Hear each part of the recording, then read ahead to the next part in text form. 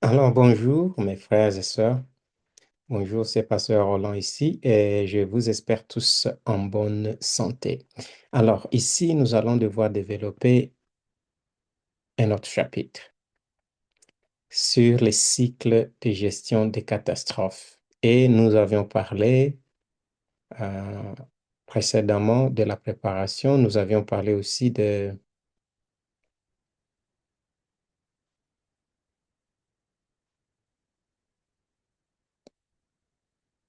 nous avions donc parlé de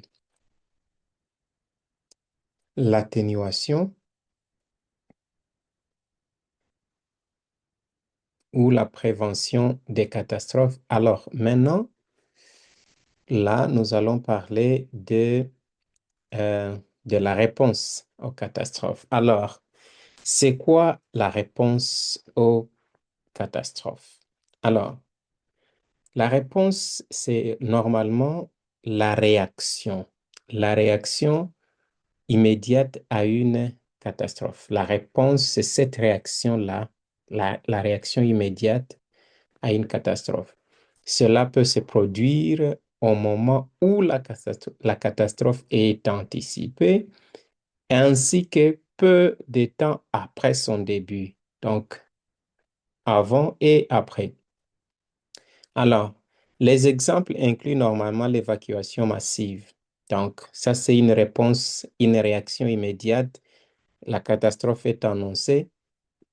Qu'est-ce qu'il faut faire si c'est d'une grande ampleur, si ça met les vies en danger, euh, une masse de gens est mise en danger. Alors, qu'est-ce qu'il faut? L'exemple, c'est évacuer les gens massivement.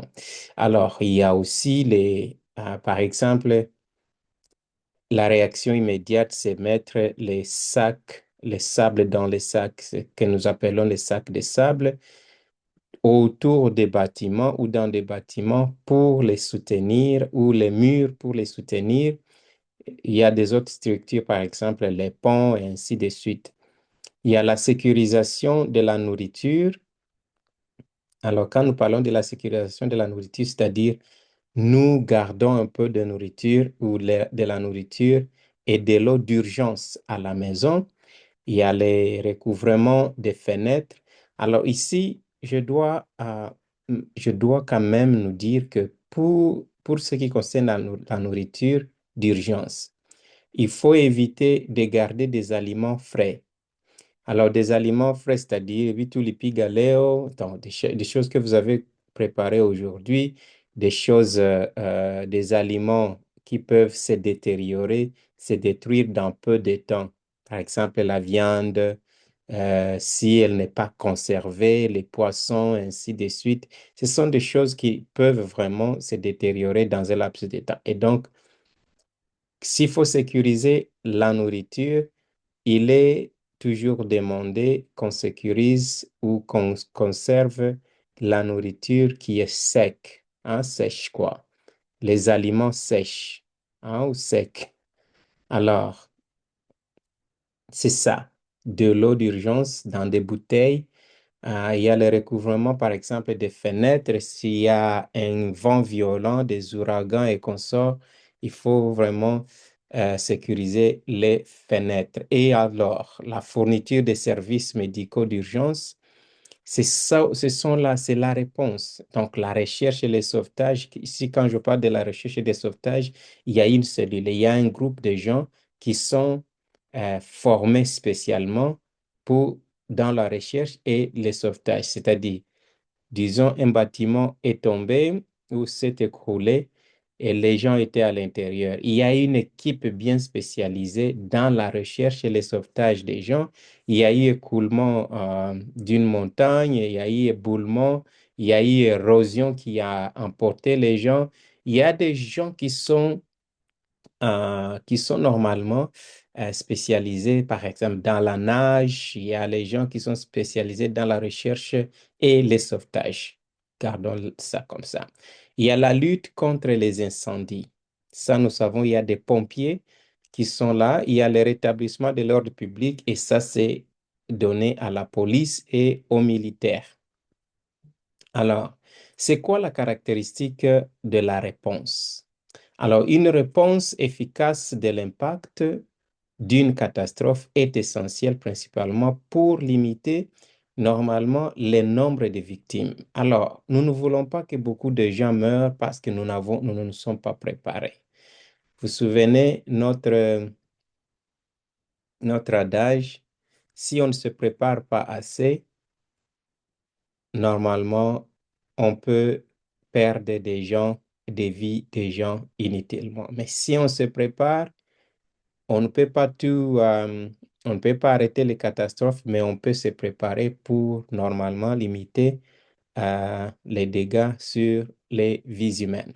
Alors, ça, c'est normalement limiter le nombre de victimes et aussi soulager les difficultés et les souffrances des gens. Ici, ce n'est pas le moment de se presser quand il y a catastrophe, dire que vous devez aller piller, vous allez vous enrichir. Non, ce n'est pas le moment de s'enrichir, pas le moment de piller, mais c'est le moment de se souder ensemble et pouvoir soulager les difficultés et les souffrances des autres. Alors, la restauration des systèmes essentiels de survie, ça c'est une caractéristique de réponse. Les hôpitaux, les écoles, les hôpitaux, disons-les, les eaux, les systèmes, euh, par exemple, d'eau, les systèmes communautaires. Donc, tout ce qui est essentiel pour la survie des gens, c'est tellement important. C'est aussi la réponse vient pour atténuer les dommages et les pertes supplémentaires. Qu'est-ce que c'est atténuer? Dans l'atténuation, nous avions vu que l'atténuation consiste à réduire l'impact de, d'une catastrophe, des dégâts. C'est que la catastrophe peut causer comme dommage, on l'atténue, on minimise ces impacts-là. Et ça, nous faisons parce que nous nous sommes préparés. Nous prévenons les dommages et certaines pertes. Alors, là, une autre caractéristique de réponse, c'est fournir la base d'un un rétablissement ultérieur. Pourquoi? Parce que après des catastrophes, batu panakuwaka bamewasirika sana, bameguswa sana, watu wanapoteza wapendwa, wanapoteza vitu, et c'est ce que nous appelons normalement des crises, parce qu'on ne peut pas parler de crises s'il n'y a pas de pertes en vies humaines ou en matériel. Et donc, voilà, nous fournissons une base de rétablissement ultérieur. Nous allons voir ça à la fin. Alors, certaines caractéristiques s'appliquent généralement à l'effort de réponse, qui peut être, par exemple, les types de catastrophes, parce qu'ici, il faut souligner que toutes les catastrophes ne se ressemblent pas. Alors, parce que toutes les catastrophes ne se ressemblent pas, il y a donc certaines caractéristiques qui s'appliquent sur l'effort des réponses. C'est-à-dire, comme toutes les catastrophes ne se ressemblent pas, les réponses ne seront pas non plus les mêmes. Et donc, nous devons savoir les types de catastrophes. Nous devons savoir aussi c'est quoi la gravité et l'étendue de la catastrophe. Est-ce que c'est une catastrophe qui a touché simplement un village ou toute une région? C'est tellement important. Est-ce que c'est une catastrophe qui a simplement touché une personne ou beaucoup de personnes? Parce que il faut savoir qu'il y a deux types de crises. Il y a la crise personnelle et la crise de masse. Alors, je vais en parler à la fin, je crois. Alors, la crise de masse, c'est une crise, une catastrophe qui touche tout un groupe de gens, une étendue élargie. Et la crise personnelle, c'est vraiment réduite à l'individu lui-même. Alors, donc, la capacité de prendre des mesures avant l'impact. Qu'est-ce que c'est? C'est la préparation, euh, c'est l'atténuation. Donc, la capacité d'opération soutenue. Alors, les opérations doivent être soutenues. Il n'y a pas simplement une seule personne dans les opérations de réponse, il y a plusieurs organisations, c'est un organisme, quoi. Donc, les gens viennent de partout pour venir soutenir. Les gens amènent des compétences de partout pour venir aider les gens. Il y a aussi l'identification des exigences des réponses probables, tellement important. Alors, ici, je reviens sur les exigences des réponses probables. On doit identifier, nous devons être prêts et capables d'identifier des exigences, des réponses probables, des réponses qui sont probables dans d'autres catastrophes. Alors, nous avons aussi quelques domaines des problèmes ou problématiques quant à ce qui concerne la réponse. Alors, il y a ce que nous appelons des facteurs de base. Et les facteurs de base, normalement, qui s'appliquent à la préparation. Par exemple, le manque d'orientation politique adéquate. C'est-à-dire, il n'y a pas de politique qui est mise sur pied pour pouvoir donner une réponse qu'il faut à une catastrophe. Il y a une mauvaise organisation. Les gens, les gens ne savent pas vraiment s'organiser pour pouvoir réduire le nombre de victimes ou même pouvoir donner la réponse qu'il faut à une catastrophe. Nous avons aussi une planification inadéquate. Les gens ne savent pas planifier et ils n'ont rien planifié dans le cas où une catastrophe pourrait surgir. Il y a aussi la préparation insuffisante. Donc, ce n'est pas simplement des facteurs de base, mais il y a la préparation insuffisante, tellement important et cela peut être réduit normalement. Il y a les plans qui deviennent obsolètes, c'est-à-dire vous avez des plans, mais vous ne les appliquez jamais. Il y a des faibles niveaux de préparation de la part des organisations ressources. Et quand nous parlons des organisations ressources, là, nous voyons l'État et nous allons voir ça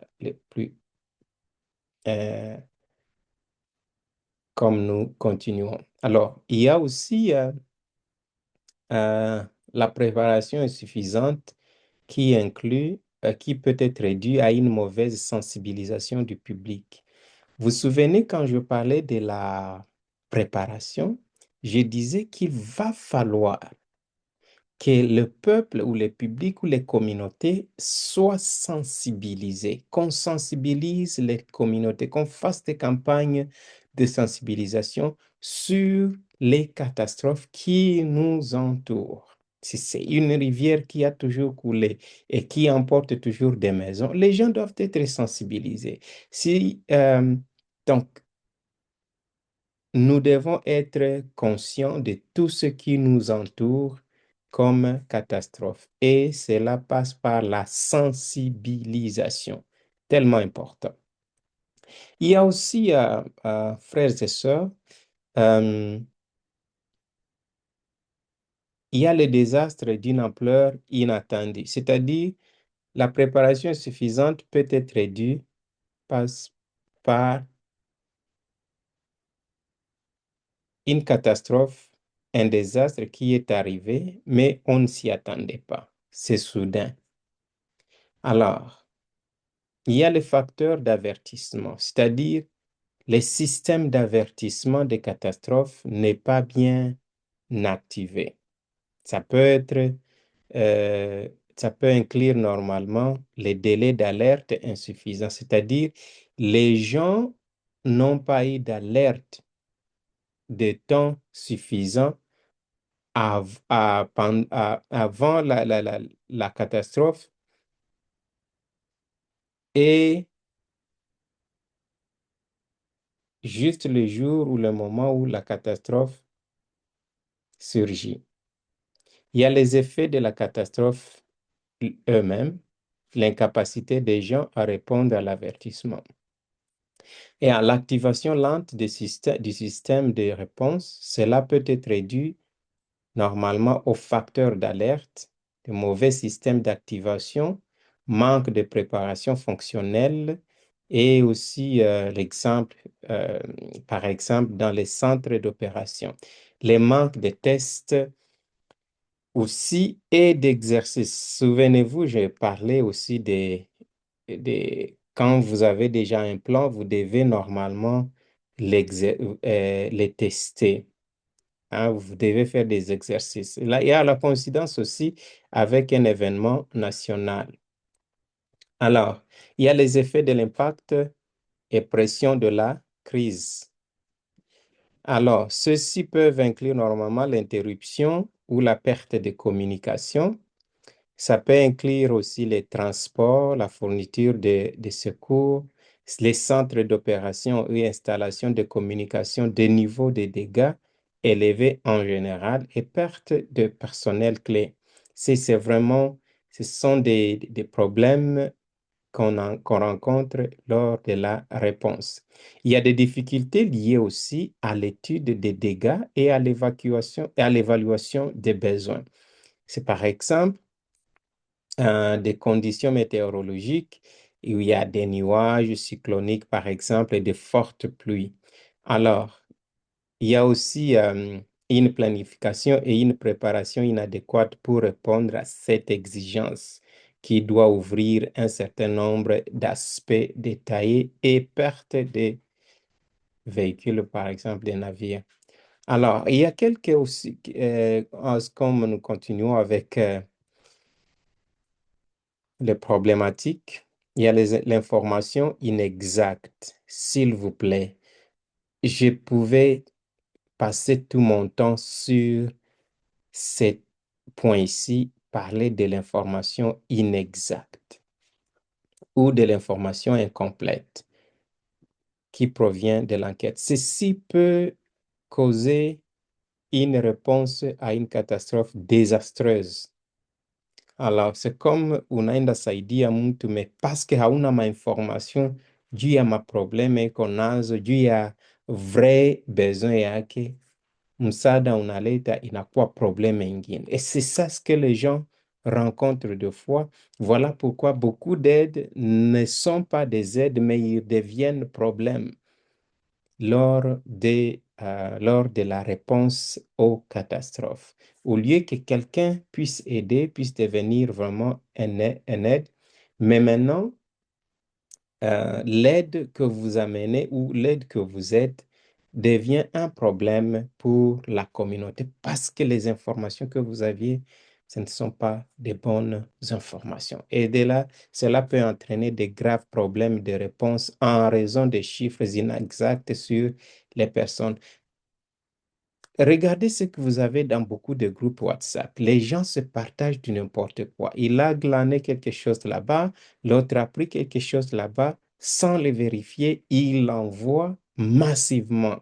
Et les autres demandent, envoyez ça massivement, envoyez ça massivement. Alors, sans que les gens ne puissent même pas savoir la source de l'information. Ils reçoivent l'information, ils ne savent pas vérifier la véracité de cette information. Et aussi, ça leur, l'information qu'ils ont reçue, ça leur pousse à prendre des décisions, de mauvaises décisions aussi. Et ça, c'est un problème sérieux. C'est un problème sérieux. S'il vous plaît, quand vous recevez des informations, gardez-les pour vous-même. Ne partagez pas ça avec quelqu'un d'autre parce que l'information, c'est un poison. C'est un poison si ce n'est pas une information bien vérifiée. Par contre, ce qu'il faut faire, euh, ici, par exemple, si vous recevez une information inexacte ou incomplète, cela peut entraîner de graves problèmes de réponse en raison de chiffres, par exemple, inexacts sur les personnes. Par exemple, les sans-abri, les sans nourriture ou ni abri, les personnes ayant besoin d'une assistance médicale. Ça, c'est un problème. Je peux vous en parler, je peux vous donner des témoignages où nous avons rencontré des problèmes comme ça, où les gens vous donnent des fausses informations. Et si vous n'êtes pas proactif, vous n'avez pas suivi un cours comme celui-ci, vous tombez dans des erreurs, vous faites des erreurs. Tout ce que vous faites, vos efforts et consorts, ils deviennent de problèmes au lieu que ça soit une solution aux problèmes des gens. Alors, je vais passer. Il y a la mauvaise gestion de l'information. Voilà un peu aussi un problème. Les gens ne savent pas gérer l'information qu'ils reçoivent.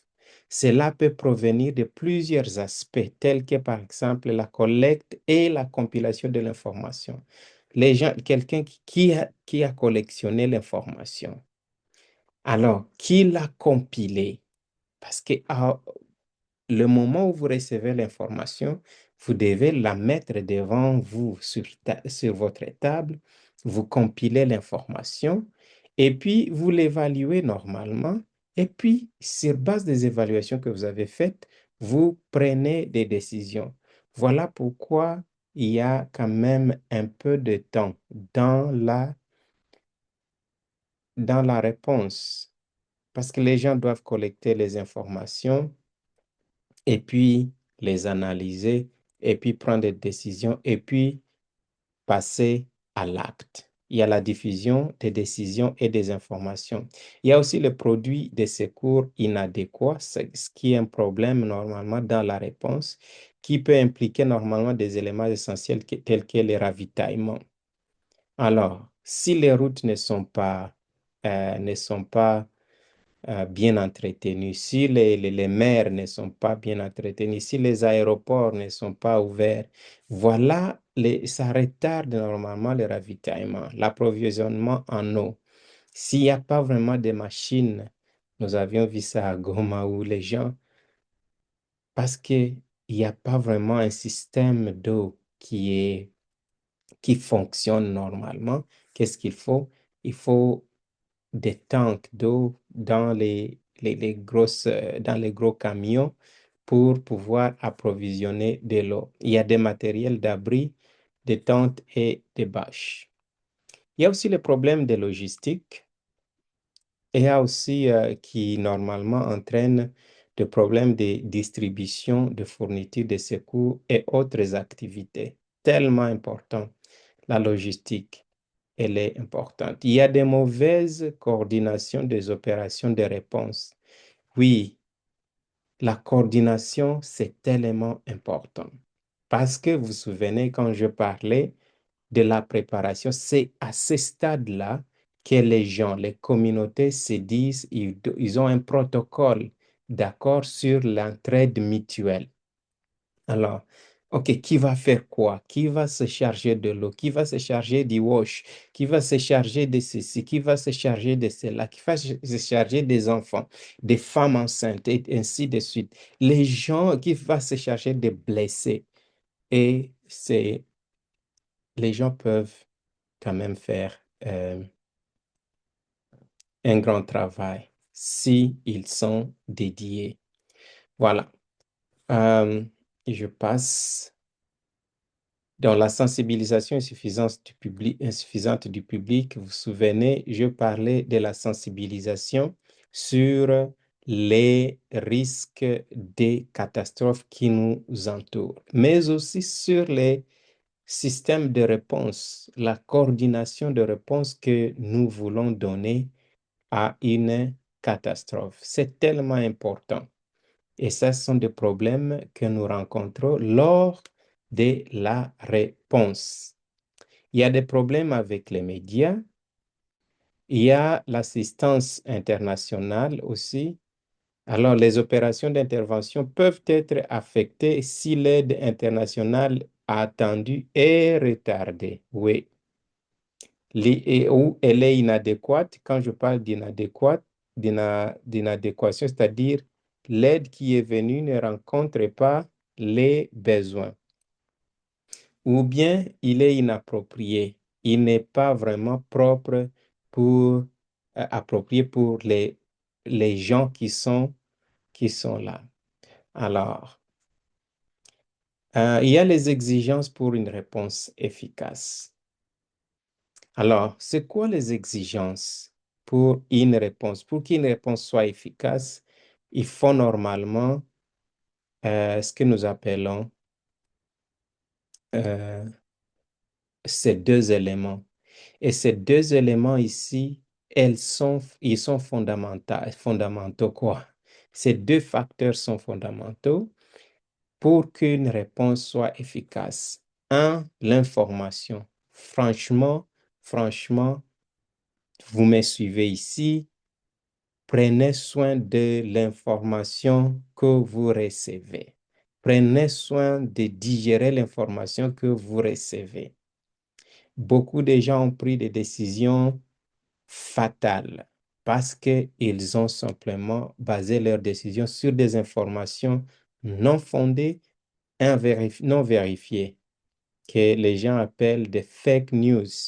Et il y en a plein dans vos groupes WhatsApp, dans vos médias, par- c'est plein de bouche à oreille, ainsi de suite. Et donc, faites attention sur la qualité de l'information que vous recevez et que vous partagez aussi. Ça, c'est un deuxième facteur. Pour qu'une réponse soit vraiment efficace, il va falloir des ressources, des ressources tellement importantes. Et c'est là que, quand j'enseigne sur la préparation, j'ai dit, nous devons savoir c'est quoi les ressources qui nous entourent. Les ressources, c'est là que vous tirez les éléments qui peuvent vous aider à répondre à votre propre problème avant que l'aide n'arrive, avant que les gens qui sont loin de vous ne vous envoient de l'aide, cherchez et regardez c'est quoi les ressources qui vous entourent, c'est quoi que vous pouvez vous servir pour pouvoir répondre à un besoin qui est immédiat et qui est urgent autour de vous. Alors, il y a des exigences majeures. Par exemple, le contexte général de la préparation. Ça, c'est une exigence majeure. La préparation, la préparation, la préparation. Mon frère et ma soeur, préparez-vous.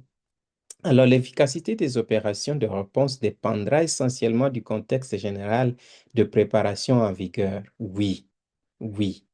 Cela peut inclure divers aspects tels que l'orientation politique, la planification, l'organisation et l'entraînement.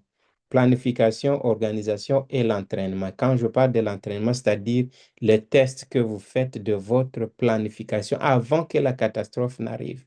Et donc, comprenez que une réponse efficace dépend d'une préparation aussi efficace. Alors, état de préparation des organisations ressources. La préparation des organisations ressources, c'est-à-dire gouvernementales et non gouvernementales, c'est ce qu'on appelle des organisations ressources, à répondre aux situations de catastrophe, souvent des délais très brefs, est une condition très importante pour des opérations de réponse. Oui, oui, tellement important que pour répondre à des situations de catastrophe, souvent, il y a des délais vraiment qui sont brefs. Euh, il y a des délais brefs. Nous allons voir ça. C'est donc là que nous allons devoir parler euh, nous allons aussi devoir parler de ce que nous appelons l'avertissement. Alors, c'est quoi ce que nous appelons l'avertissement? Il y a aussi il y a ce que nous appelons la détection initiale, c'est-à-dire le fait que tumejua kwamba catastrophe iko. Et c'est là le plus tôt possible de la probabilité qu'une catastrophe se produise. C'est-à-dire, nous devons savoir avant les temps, nous devons avoir des signaux qu'une catastrophe est en train de se former et que les gens doivent se préparer. Et c'est ça l'avertissement. L'avertissement, ça concerne cela. Il y a aussi des moyens efficaces de transmettre des informations d'avertissement. Au sein d'une communauté, il doit y avoir un système de communication. Et ce système de communication-là, il ne faut pas briser les chaînes. Il ne faut pas partager des informations non sûres. Et les gens doivent savoir que si tel a parlé, nous devons prendre ça au sérieux. Si les autres parlent, si ce n'est pas, si ce n'est pas à travers ce canal-là que nous connaissons, qui est officiel, que les autres peuvent appeler la bouche autorisée, si l'information vient par un autre canal qui n'est pas connu du public, et donc il faut s'en méfier. Il ne faut pas vraiment prendre ça au sérieux. Et que donc l'avertissement, ça doit consister à cela aussi, que l'information vienne et transmise à temps opportun. Il y a les installations pour recevoir et évaluer les informations d'avertissement.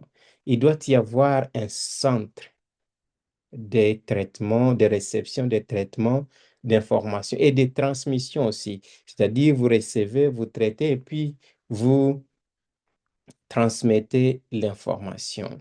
Il y a des décisions d'intervention suite à l'évaluation des informations d'avertissement. Et donc, la cellule de communication, la cellule de réception, de traitement et de transmission d'informations travaille en connivence avec une cellule qui est à cellule d'intervention suite à l'évaluation. Et la cellule d'intervention base sur ces interventions, sur des informations qu'ils ont reçues. Et donc, tellement important que les gens soient interconnectés, que ces services, que ces systèmes-là, ces cellules-là soient interconnectés. Alors, cette réaction préliminaire pourrait inclure la fermeture des écoles, par exemple. Oui, nous savons qu'il y a cette catastrophe qui est en formation et qu'elle est en train et qu'elle va se produire probablement à telle date, tel mois.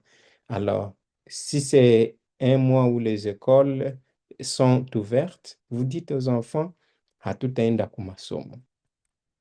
Wakati ule, les enfants doivent savoir pourquoi.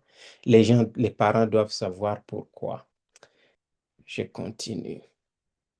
Il y a aussi, à part les avertissements, l'information sur l'évacuation. Donc, l'évacuation de communautés ou de groupes ou des individus est une exigence fréquente lors des opérations de réponse.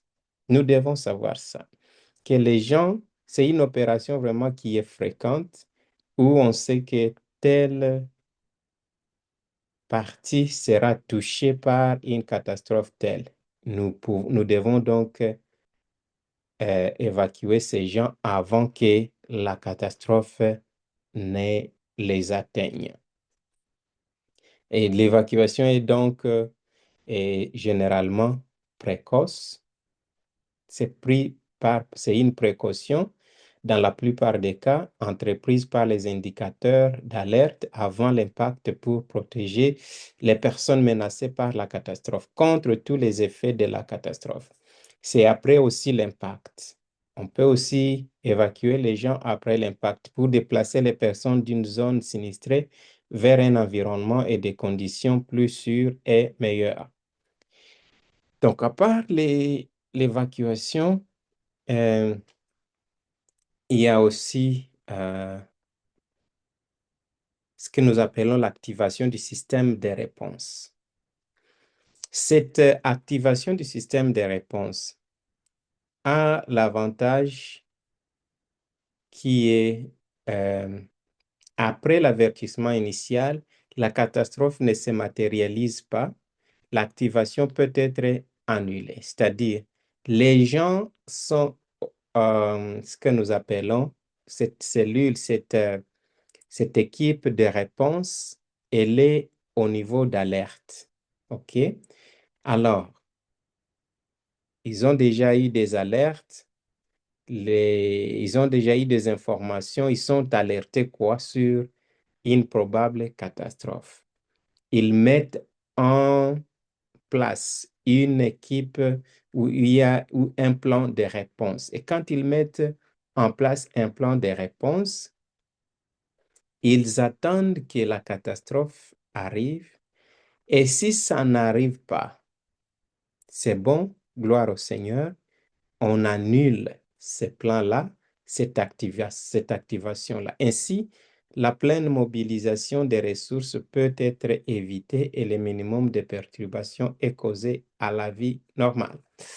Alors, qu'est-ce que nous attendons? Nous parlons aussi des coordinations des opérations de réponse.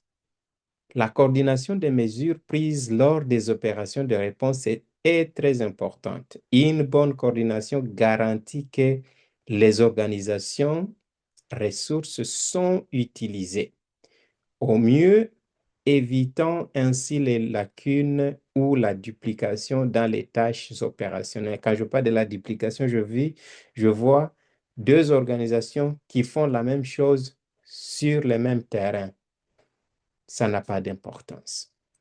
Il y a des centres d'opération d'urgence appropriés sont essentiels pour parvenir à une gestion efficace et à une prise de décision précise. Alors, parlons ici donc de la communication. Comme pour tous les aspects de la gestion des catastrophes, de bonnes communications sont donc essentielles à une réponse efficace. De plus, étant donné que les communications peuvent être affectées par l'impact d'une catastrophe, et donc les communications des réserves, c'est-à-dire avec leurs propres alimentations électriques, sont un élément nécessaire des dispositions d'intervention. Il y a 10 domaines qui sont toujours attaqués ou vulnérables quand il s'agit d'une catastrophe. Et l'un de ces domaines-là, c'est la communication. Et la communication n'inclut pas simplement les appels, les radios et consorts. Je vous dis les réseaux électriques, les réseaux téléphoniques, les réseaux routiers, les réseaux ferroviaires, tout est touché est affecté par ou entre dans ce que nous appelons la communication. Et donc, si le réseau électrique est coupé, il n'y a pas d'Internet. Et donc, il faut avoir ce que nous appelons sa propre alimentation électrique. Il faut un groupe électrogène, il faut des batteries, il faut des panneaux solaires, et ainsi de suite. Vous en connaissez. Parlons ici donc de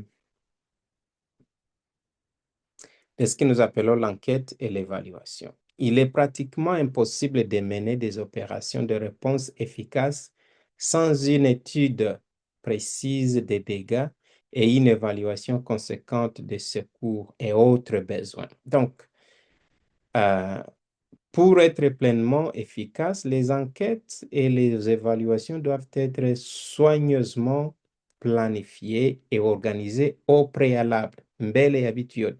Cela nécessite généralement une enquête aérienne, c'est-à-dire, hein, il y a des hélicoptères, des drones qui volent au-dessus de la surface et voient l'impact des dégâts parce que, par exemple, les routes sont détruites, les chemins de fer sont détruits, donc il n'y a pas accès aux véhicules. Il va falloir utiliser un moyen aérien. Donc, il va falloir aussi une enquête réalisée par des équipes de terrain. Au même moment qu'il y a une équipe aérienne, il faut y avoir une équipe sur terrain. Il y a aussi des rapports précis provenant de la gestion des catastrophes et d'autres autorités officielles dans ou à proximité de la zone sinistrée. Oui. Alors, comment gérer l'information? Dans les circonstances confuses qui tendent à exister à la suite d'une catastrophe, il n'est pas facile d'obtenir des informations précises et complètes. Si vous êtes à Goma, vous me suivez, vous comprenez de quoi il s'agit. Si vous êtes à Bukavu, si vous êtes au Nord Kivu et même partout, vous savez de quoi je parle. Il y a des moments où il n'y a pas vraiment des informations précises et complètes. Les cycles informationnels normalement éprouvés doivent comprendre l'acquisition d'informations, l'évaluation des informations et la prise de décision. Et puis, la diffusion des informations, des décisions et des informations normalement. Tellement important. Alors, les principaux aspects d'intervention d'urgence, il y a le sauvetage, les traitements et prise en charge des victimes, il y a l'évacuation, l'abri, la nourriture, la communication, les dégagements et accès, alimentation en eau et électricité. Il y a la fourniture normalement de substances temporaires, la santé et l'assainissement, l'information publique, la sécurité, c'est tellement important. Il y a aussi les exigences de construction, l'enquête sur les bien-être en cas de catastrophe. Il y a le maintien aussi euh, du moral du public. Quand il y a catastrophe, les gens sont démoralisés. Les gens ont soif de l'information. Et parce que les gens ont soif de l'information, je me souviens quand nous allions dans les camps des déplacés pour pouvoir amener notre réponse à nos frères et sœurs, il suffisait qu'on te voit passer, que celui qui t'a vu passer aille dire aux autres que vous êtes en train d'inscrire les gens qui seront bénéficiaires. Et tout le camp, dans quelques secondes, sera autour de vous. Alors, disponibilité des fournitures et des produits. Après une catastrophe, il est généralement urgent de fournir et de distribuer la nourriture, de l'eau à boire, des vêtements et des matériaux d'abri, de fourniture et assistance médicale. Donc, l'action de gestion des catastrophes doit donc couvrir deux domaines principaux. Obtenir les divers produits dans les magasins gouvernementaux, les stocks d'urgence, les fournitures commerciales et aussi les sources d'aide internationales. Organiser la distribution de ces produits selon les meilleurs ordres prioritaires possibles. Alors, c'est quoi normalement le modèle de gestion de réponse? Il faut établir des priorités pour les tâches. Il faut engager des ressources dans les tâches de la manière la plus efficace. Il faut évaluer continuellement la situation en termes de tâches accomplies, des tâches à entreprendre, des ressources disponibles et aussi des renforcements possibles par des ressources supplémentaires. Il faut maintenir une liaison étroite avec les autres responsables de la gestion des catastrophes, c'est-à-dire maintenir une liaison étroite avec les ONG, tenir le public aussi pleinement informé que possible et aussi utiliser l'auto-assistance au sein de la communauté. Quand je parle de l'auto-assistance, c'est-à-dire les gens s'entraident, hein, entre eux. Alors, voyons aussi si l'autorité de gestion a de la réponse selon un modèle. La période d'intervention maintenant. Une vaste expérience. Normalement, selon les expériences, il va falloir pour qu'une réponse soit donnée après une catastrophe, il faut 2 à 3 semaines. 2 à 3 semaines, on est en train de recevoir des aides, des assistances. Et après cela, on doit passer par une autre étape qu'on appelle l'étape de reconstruction. Les gens doivent aller au-delà de recevoir les étapes. C'est des aides de 2 à 3 semaines. On est en train de donner ce qu'on appelle la réponse à une catastrophe. Alors, normalement, voici les facteurs humains en réponse. Il y a le sort des sinistrés. Nous devons savoir c'est quoi le sort des sinistrés. La nature de la tâche de lutte contre les catastrophes, les facteurs des travailleurs, des familles, les facteurs de transfert aussi. Alors, il y a aussi les ressources pertinentes pour divers aspects de la réponse. Il y a les ressources capables d'aide à la définition des besoins d'intervention et du type d'opération nécessaire.